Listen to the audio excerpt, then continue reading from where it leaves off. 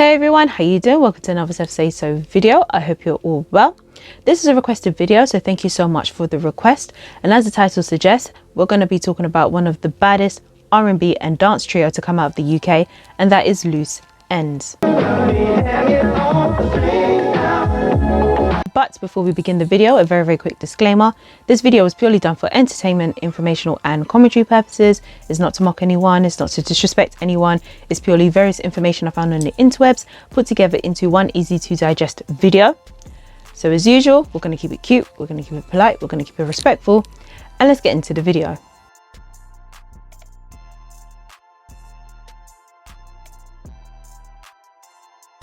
Loose Ends are a British contemporary R&B and dance trio formed in the early 80s. The group formed in London and consisted of vocalist, bass player, multi-instrumentalist Carl McIntosh, vocalist Jane Eugene, and founder and keyboard player Steve Nicol, who founded the group after he left the London Guildhall School of Music and Drama. In an interview with Afternoons with Jeff Fox and Deja Vu at WBLS 107.5 FM in 2013, Jane explained exactly how the group came about. Loose Ends came together through Steve Nicol trying to put a make on my friend, one of my girlfriends who's very pretty, Debbie. We're at a party, he was trying to chat her up. Is that right? I do this, and I just left the Royal College of Music, and I'd like to take you out. And then he said, I write songs, and I said, I'll write a song with you. And it really happened just like that. Just like that. We met Carl when we were looking for a bass player because lots of people turned up that really pretty basses they couldn't play, but he could play. Right. He could really play. She even said at one point there were 11 members in the group. So then one time there was like 11 people in Loose Ends. Yes. Right? Yeah, there was like 11 people because we were going to do a live thing, you know, and they kind of just fell off. In 1981, the group signed with Virgin Records under the name Loose End. In a sit-down with Red Bull Music Academy in 2006, Carl explained how the name Loose End came about. Well, Loose End had two other members, a guy named Steve Nicol and a girl named Jane Eugene. And I think before I came along, one day they were walking along and they saw a hair salon, and it was called Loose End. Okay. So they said, we should call the band Loose End. The group's first single was released in 1982, titled In the Sky. However, the single never made it to the charts. The group then released another single titled We've Arrived.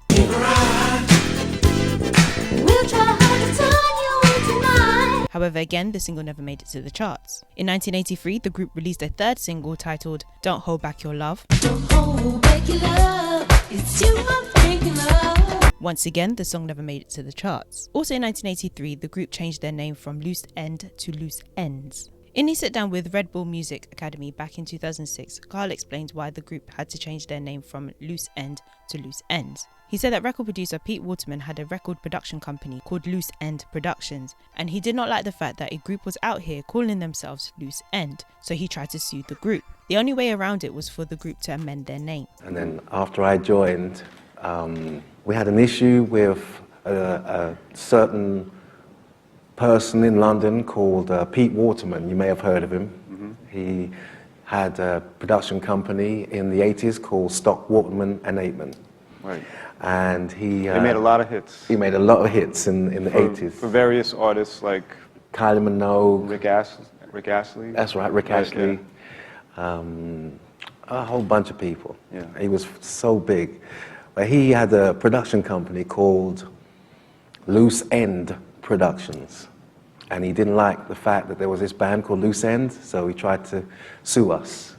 So the only way around it was by putting the S on the end of our name. So we became Loose Ends. All right. In 1984, the group signed a US record deal with MCA Records, and in February 1984, the group released their debut single with MCA, titled Tell Me What You Want. Tell me what you want. Which peaked at number 74 on the UK singles chart, spent a total of 4 weeks on the chart. Over in the US, the single peaked at number 29 on the Billboard Dance Chart. In 1984, the group released their second single since signing with MCA Records, titled Emergency Dial 999. Dial 999. This is an emergency. which peaked at number 41 on the UK singles chart, spent a total of 6 weeks on the chart. Then around April-May 1984, the group released their debut album, A Little Spice, which peaked at number 46 on the UK albums chart, spent a total of 9 weeks on the chart. The album also peaked at number 46 on the Billboard 200 and number 5 on the Billboard R&B charts. In his sit-down with Red Bull Music Academy, Carl explained that by pirate radio playing the group's demos, this helped them gain recognition prior to the release of their first album. The group then released their third single, Choose Me, Rescue Me, which peaked at number 59 on the UK singles chart, spent a total of 5 weeks on the chart. In the US, the single peaked at number 47 on the Billboard R&B chart and number 25 on the US dance chart.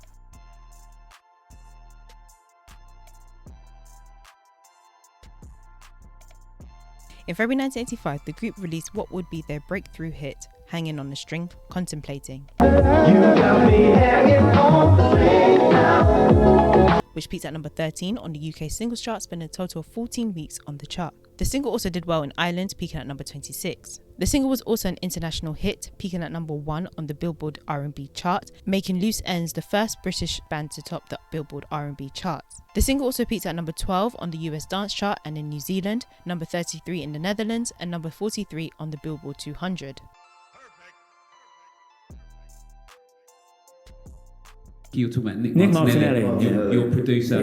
Yeah. Okay. Yeah. Awesome. Top How man. influential was he on your sound? He was like the fourth member. Right. Yeah. Easily the fourth member. Okay. I mean, on Hanging on a String, he's actually doing a couple of little background sounds that sound like percussion. Wow. But it's actually Nick Martinelli's voice. In his sit-down with Red Bull Music Academy in 2006, Carl revealed that the group sampled the hit single Just Be Good to Me by SOS Band for their single Hanging on a String, Contemplating. This was supposed to be a homage to legendary record producers Jimmy Jam and Terry Lewis. However, the pair did not like the fact that the group had done this. So upon request, a representative from Virgin Records flew to the US to speak to Jimmy Jam and Terry Lewis to see if the pair were willing to work with Loose Ends. However, when the representative came back, the group were told that basically Jimmy Jam and Terry Lewis were not interested in working with them and instead produced a record with another band on the same label as Loose Ends, the Human League. Carl then said that the Human League's hit single Human was meant to be a Loose Ends single, but due to friction between the band and Jimmy Jam and Terry Lewis, the song went to the Human League. In April 1985, the group released their second album, So Where Are You?, which peaked at number 13 on the UK albums chart, spent a total of 13 weeks on the chart. The album also peaked at number 33 in New Zealand. In an interview Steve did in January 2019 with Groovadelica's Jason Eli and Paul Tilley, Steve said that Virgin Records were prepared to rethink and see whether they were willing to take the group to the next stage if the album failed to make a hit. Because Virgin said, well, if you don't really get a hit off of this album, we'll have to really rethink certain things and see where we want to take it to the next stage. And lucky for us, they did. And they said, okay, Richard Branson was actually really, really interested. You know, he said, well, I actually quite like this band. So Richard was the one to keep us on, really. Then in May 1985, the group released their fifth single, Magic Touch, which peaked at number 16 on the UK singles chart, spent a total of 7 weeks on the chart. The single also peaked at number 23 in Ireland. In July 1985, the group released another single titled Golden Years, which was a cover version of David Bowie's song of the same name. Golden Years peaked at number 59 on the UK singles chart, spent a total of 4 weeks on the chart. Then in June 1986, the group released what would be the lead single from their upcoming album, Stay a Little While Child,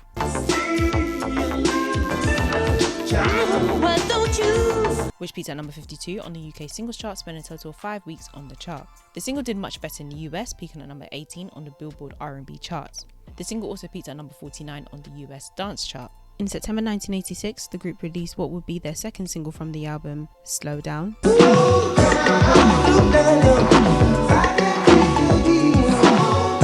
which peaked at number 27 on the UK singles chart, spent a total of 7 weeks on the chart. The single did incredibly well in the US, peaking at number 1 on the Billboard R&B chart. The single also peaked at number 42 on the US dance chart. Then in October 1986, the group released their third album, Zagora, which peaked at number 15 on the UK albums chart, spent a total of 8 weeks on the chart. The album did amazingly well in the US, peaking at number 7 on the Billboard R&B and Hip Hop albums chart. In an interview with the late Don Cornelius on Soul Train back in 1986, Jane said that the group actually did a photo shoot for the album in Morocco, despite people saying that the sand didn't look real, when in fact it was real. Something interesting about your album cover, Jane, that you mentioned to me earlier? Yes, the photograph was taken in North Africa, in Morocco. Yeah, and we decided to go and do a shot that wasn't like a normal studio shot, and that's exactly what we got. Loads of sand, because everybody keeps saying to us the sand doesn't look real. It is real sand behind us. Yeah. Of course it's real. In November 1986, the group released another single titled Nights of Pleasure, which peaked at number 42 on the UK singles chart, spent a total of 8 weeks on the chart. The single also peaked at number 58 on the Billboard R&B chart. In December 1986, the group made an appearance and performed on Soul Train in the US, hosted by the late Don Cornelius.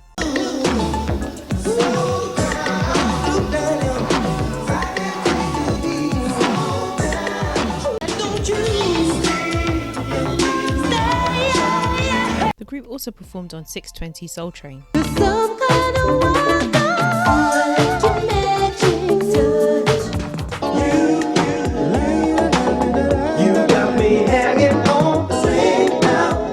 In September 1987, the group released the single Ooh You Make Me Feel,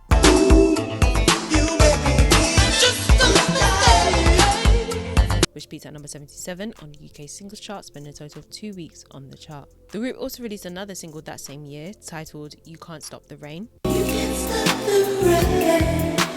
You can't stop the rain. However, the single did not chart in the UK, but the single did peak at number 32 on the Billboard R&B charts over in the US. In June 1988, the group released what would be the lead single from their upcoming album, Mr. Bachelor, Mr. Bachelor, you should have told me my heart. which peaked at number 50 on the UK singles chart, spending a total of 4 weeks on the chart.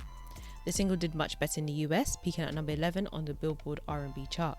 In his sit-down with Red Bull Music Academy, Carl mentioned that in the Mr. Bachelor track, you will hear Soul to Soul lead vocalist Karen Wheeler's vocals, as Jane was reluctant to sing and was instructed by her singing teacher to rest her voice. As the remaining members were becoming unhappy with this, they decided to bring in Karen Wheeler to finish the song. The Bachelor thing, Jane herself was very reluctant to sing at the time. She was saying her singing teacher says she mustn't sing, she must rest her voice. She was turning up to the studio saying stuff like that. So we just had to deal with whatever mood she was in. And that's where the Karen Wheeler thing came in. Because we started to get sick of this thing. We was like, look, you know, if this girl says it one more time, you know, we're gonna have to bring in Karen Wheeler. And lo and behold, she did. So then we brought Karen Wheeler in, and Karen finished the song off. And there's a part of the song where they say, you owe me, you owe me. Well, that's not Jane, that's Karen Wheeler. So if you want to listen to that, again, you'll hear the part where Karen started to creep into loose ends a little bit. According to Wikipedia, the falling record sales saw the group notch up their last transatlantic hit in 1998 with Watching You,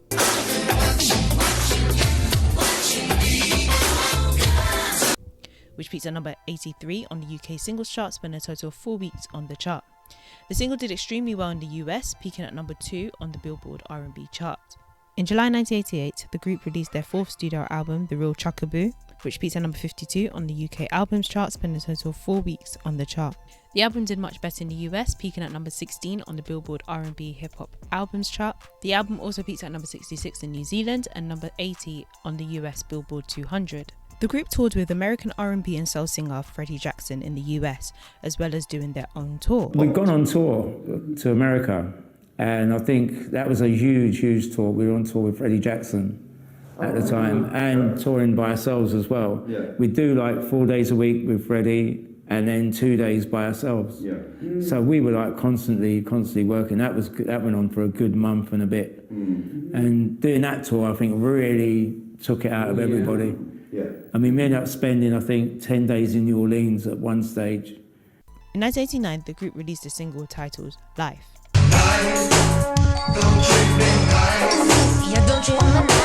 However, the single did not enter the charts in the UK. However, the single did peak at number 32 on the Billboard R&B chart.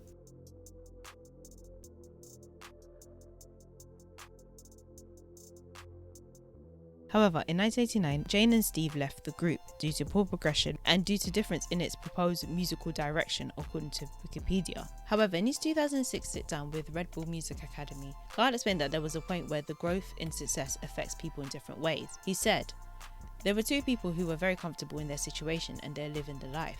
And then you got one person, I'm not saying that I wasn't living the life, but my focus was on music, and I could see that what we were doing, the form that we were doing it in, was about to change, and I wanted to be on that bus." He went on to say, Steve and Jane were losing focus, and eventually they were blaming each other and having fights in the studio. I remember one time Jane actually punched him in the face in the studio. They had a big argument. She just stormed in and just went pop, you know? And after that, Steve was a little bit sour and didn't really want to work with her again after that, but he kind of kept his cool. Carl also added that, things like that happened to the group in a kind of a way and a time where it was coming to a point where people had money in their pockets. We were driving Mercedes and we had houses, and everyone, their chest was high and their way forward was unknown still. I could see something was coming. So what happened after the argument now? They grew further and further apart until Steve one day. Now I must say that Steve Nicol is the leader of the unit that I came from, but something happened to Steve, in there. Just the focus, he lost it a little bit and still thought that he had control over the group. So he went into the record company and said to the record company that he didn't want to work with Jane no more. And then he said that he didn't want to work with me no more. So they was like, okay, let's see what Jane has to say. So they called Jane into the record company and she said she didn't want to work with him no more. They were gunning for her to be the first option soloist out of the group because she sang the lead. Carl also explained that the record label had a problem with Jane as she did not want to work with Steve and Steve didn't want to work with Jane, but Steve was the leader, so they put Jane on hold. The label then asked Carl to come in. I'll come back to this point later. However, in an interview in 2015, Carl said that the explanation of the band going in two different directions was a cover story and went on to explain what really happened. He said that the real story is that Jane had a solo deal on the table in the US and Steve was concentrating on his production stuff, and that Jane started to feel as though both Steve and Carl were trying to overtake the whole Nick Martinelli thing, who was their record producer at the time, which Carl admitted they may have been as they were young at the time and they wanted to progress, and that Jane saw Nick Martinelli as the fourth member of the group. He also said that it was because of Nick Martinelli and his decisions in the music that made their music stand out stronger, and Jane did not want that to end. So at this point, it became a conflict.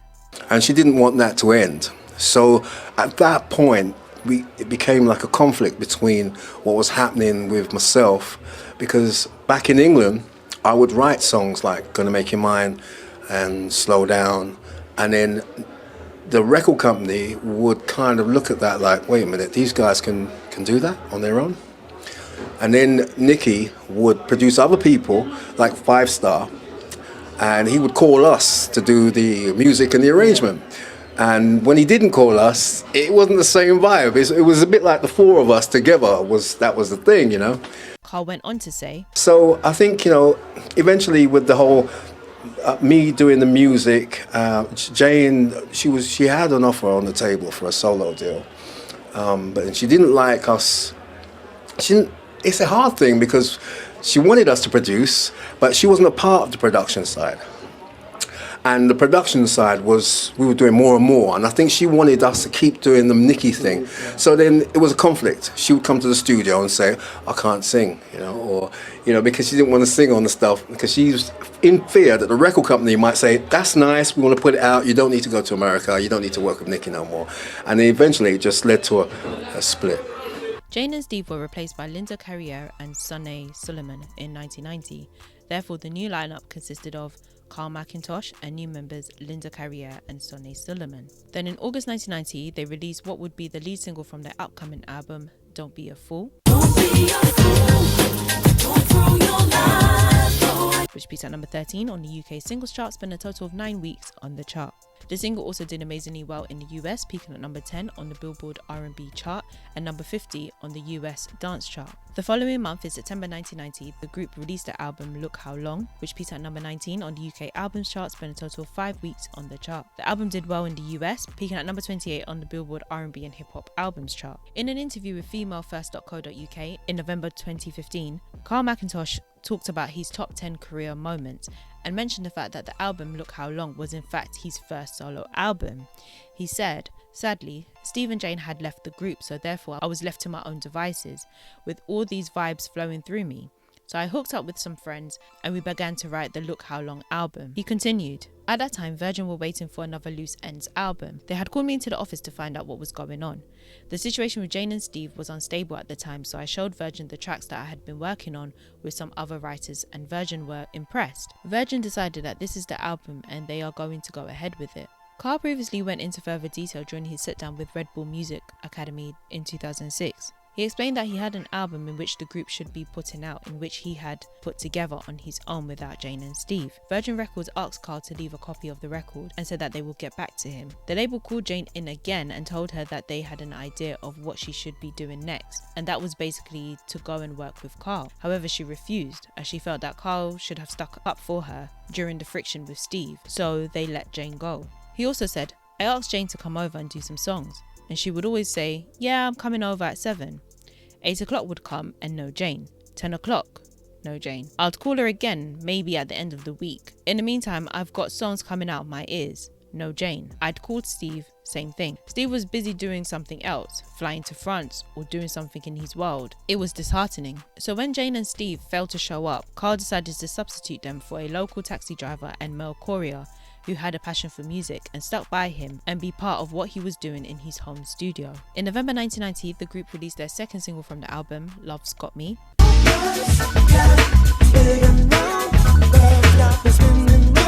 which peaked at number 40 on the UK singles chart, spent a total of 4 weeks on the chart. The single also peaked at number 76 on the Billboard R&B chart. Then in March 1991, the group released the single Cheap Talk,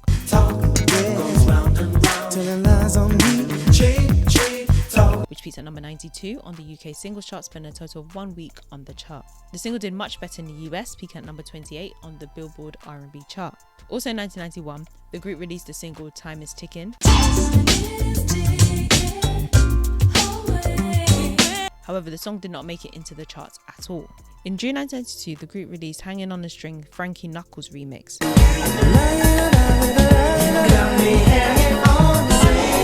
the single peaked at number 25 on the UK singles chart, spent a total of 5 weeks on the chart. Then in September 1992, the group released another single, Magic Touch 1992, which peaked at number 75 on the UK singles chart, spent a total of 1 week on the chart. Also in the same month, the group released their 6th studio album, Tighten Up Volume 1, which peaked at number 40 on the UK albums chart, spent a total of 2 weeks on the chart.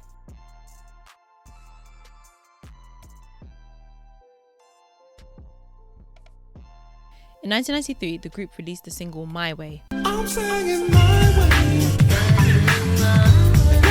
However, the single did not make it into the charts at all. According to the music blog rareandobscuremusic.com, after the release of their last album, the group split. Carl went on to write and produce music for various artists including Karen Wheeler, Beverly Knight, Ruth Joy, D'Angelo, Pete Rock and many more. In 1998, Carl McIntosh won the award for Contribution to Black Music Award at the Mobos. And the winner is Carl McIntosh!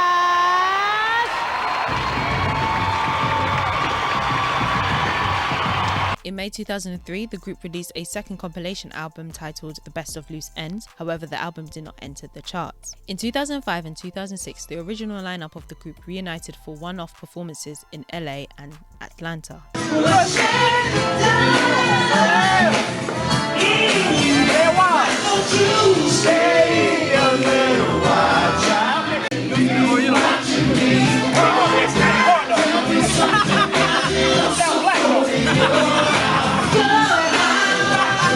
The group's hit single Hanging on a String Contemplating is featured in the popular video game GTA 4 on the radio station The Vibe 98.8. The group continued to perform sporadically under the name Loose Ends, featuring either Carl in the UK or Jane in the US. In his 2019 interview, Steve explained that Carl has the official Loose Ends title at the moment, whereas Jane works in the US under Loose Ends, and Steve has been working as Steve Nicol of Loose Ends. Carl has got the official Loose Ends title at the moment. Yeah. but that is to be disputed. Yeah. Jane works in America under Loose Ends. Yeah. And I've been working as Steve Nicol of Loose Ends. Yeah. Right. Yeah. About to drop the Loose Ends. Though. Right. Without question, Loose Ends deserves all the flowers, as they were by far one of the best R&B and dance groups to come out of the UK. Whilst doing the research, I felt as though the group were more embraced in the US. I then came across a brief interview the group did on Soul Train in December 1986, where Jane said this. I think we're appreciated more here. At least that's what we get from the crowds. The feedback we get from our audiences over here is that they're really pleased to see us and that they really want us to do well. When asked whether there was a possibility of Loose Ends reuniting, Steve replied in his 2019 interview, "I think that ship has sailed." Is there any chance of like a Loose Ends reunion? I think that ship has sailed. Really? Okay. Members of the group are still performing under the name Loose Ends, as well as working on their own individual projects.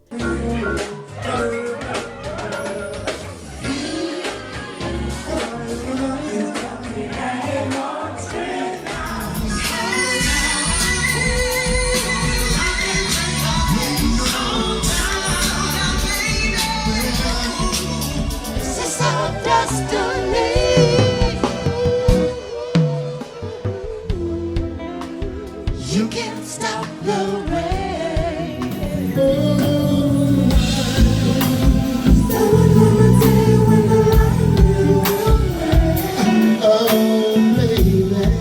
Jane is very active on Instagram and quite active on Twitter. Carl was active on Twitter until October 2019, and Steve was active on Facebook up until the end of 2020. At the time of recording this video, Loose Ends have signed a new record deal with British record label Digital Jukebox Records to release new singles and albums. And that brings us to the end of the video. I hope you've all enjoyed.